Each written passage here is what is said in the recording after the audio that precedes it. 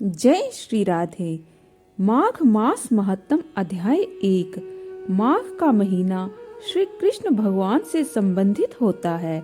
माघ का महीना पहले माघ का महीना था, जो कि बाद में माघ का हो गया। माघ शब्द का संबंध श्री कृष्ण के स्वरूप माधव से है। इस महीने को अत्यंत पवित्र माना जाता है। इस महीने में बहुत धार्मिक पर्व भी आते हैं। इस मास में भगवान विष्णु और माता लक्ष्मी की भी पूजा होती है और इस महीने में माघ मास की कथा सुनने का भी बहुत महत्व माना जाता है। तो आज से हमारे चैनल पर माघ महीने की कथा के अध्याय रोज शाम को सुनने को मिलेंगे। तो आइए आज सुनते हैं माघ महीने की कथा का पहला अध्याय। श्री नैमिषारण्य क्षेत्र में मुनि जनों ने परम भागवत श्री सूत जी से कहा, हे मुने, अब आप कृपा करके माघ मास की उस पवित्र कथा का वर्णन करें जो कि विशिष्ट भगवान ने दिलीप से कहा था, जिससे प्राणी के समस्त पाप नष्ट हो जाते हैं। हे देव, कृपा करके आप माघ मास के संपूर्ण इतिहास का भी वर्णन करें। श्री सूत जी बोले, हे मुनि जनों, तुम धन्य हो। भगवान श्री कृष्ण की भक्ति में लगा तुम्हारा मन देखकर मैं बड़ा ही प्रसन्न हूँ। मैं समस्त पापों को नष्ट करने वाले परम पुनीत माघ मास का महत्व तुमको सुनाता हूँ। ध्यान से सुनो। एक दिन माता पार्वती जी ने भगवान शंकर जी से पूछा, हे महादेव जी, आप समस्त धर्मों के ज्ञाता हो, आप कृपा करके मुझे माघ मास की महत्तम विधि, व्रत, पूजन और इतिहास बताइए। पार्वती के इन वचनों को भगवान महादेव सुनकर अति प्रसन्न होकर बोले, हे प्रिय, तुम इस मनोहर वृत्तांत को सुनो। एक समय महाराजा दिलीप ने एक महान यज्ञ किया। ऋषि जनों ने प्रसन्न हो राजा को आशीर्वाद दिया। नगर निवासियों ने श्रद्धा से राजा का पूजन किया।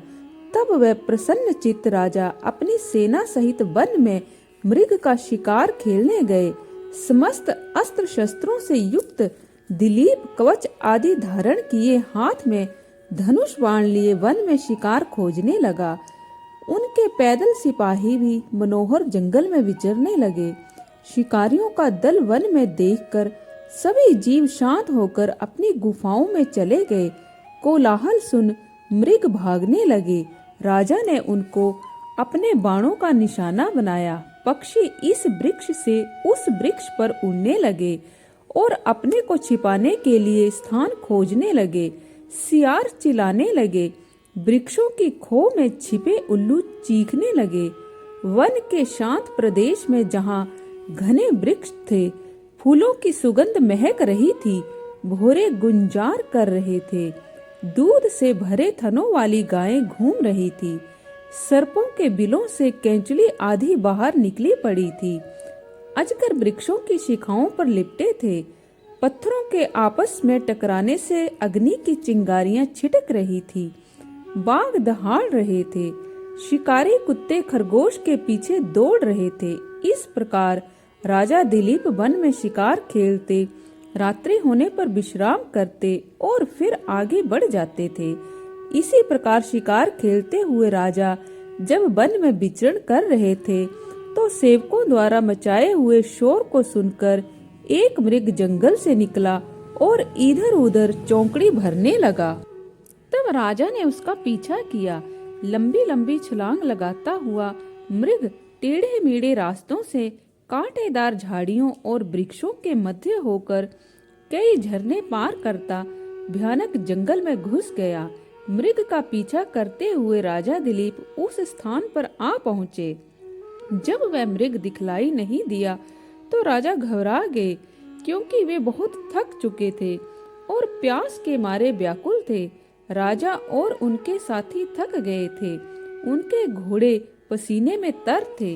दोपहर का समय हो चुका था और सभी प्यास से व्याकुल हो रहे थे। पानी की खोज करने पर राजा ने दूर समुद्र जैसा एक विशाल सरोवर देखा, जिसके किनारे घने वृक्ष थे। जल स्वच्छ था, बड़े बड़े कमल खिले थे जिस पर भौरे गुंजार कर रहे थे। सरोवर के जल में छोटी छोटी मछलियां लहरों के साथ तैर रही थी। उस सरोवर के किनारे पर अनेकों पशु पक्षी घूम रहे थे। इस सुंदर सरोवर को देखकर राजा और उनके साथियों की थकावट दूर हो गई। राजा व सैनिकों ने सरोवर के जल को पिया और वहीं रात्रि व्यतीत करने के विचार से डेरा डाल दिया। राजा और सैनिकों ने संध्या को भोजन आदि से निवृत्त होकर शस्त्र संभाल लिए। राजा एक वृक्ष पर धनुष बाण सहित बैठ गए और उनके अन्य साथी भी दूसरी दिशाओं में अपने शस्त्र लेकर स्थित हो गए ताकि शिकार कहीं से बचकर ना निकल सके। कुछ सैनिकों ने वन में जाल फैला दिया। आधी रात होने पर जंगली शूकरों का एक झुंड सरोवर के किनारे आया। उन शूकरों ने तट के किनारे उत्पन्न कमल कंद खाए और पेट भर जाने पर वह झुंड वापस लौटने लगा तो राजा के सैनिकों द्वारा लगाए जाल में फंस गए। राजा ने अपने साथियों की सहायता से अनेक शूकर मार डाले। कुछ घायल होकर वहीं गिर पड़ रहे और कुछ भागकर जंगल में जा छिपे। इतने सारे शूकरों को मरा देख राजा के साथी प्रसन्न होकर शोर करने लगे। सबको साथ लेकर राजा सरोवर के किनारे से चल दिए। उन्होंने अपने राज्य लौटाने का निश्चय किया। राजा जैसे ही नगर की ओर चले, उन्होंने देखा कि सामने से शंख चक्र चिन्हों से शोभित कृष्ण शरीर कोमल वल्कल पहने एक तपस्वी सरोवर की ओर चले आ रहे हैं। राजा ने नम्रता पूर्वक उनको प्रणाम किया और मार्ग छोड़ दिया। ऋषि ने राजा को पहचान कर कहा, हे राजन, प्रातः होने को है। माघ मास की इस पुण्य वेला में सरोवर का स्नान त्याग कर तुम कहाँ जा रहे हो? तो आज के लिए बस इतना ही। आगे की कथा को हम कल श्रवण करेंगे। तब तक के लिए जय श्री राधे।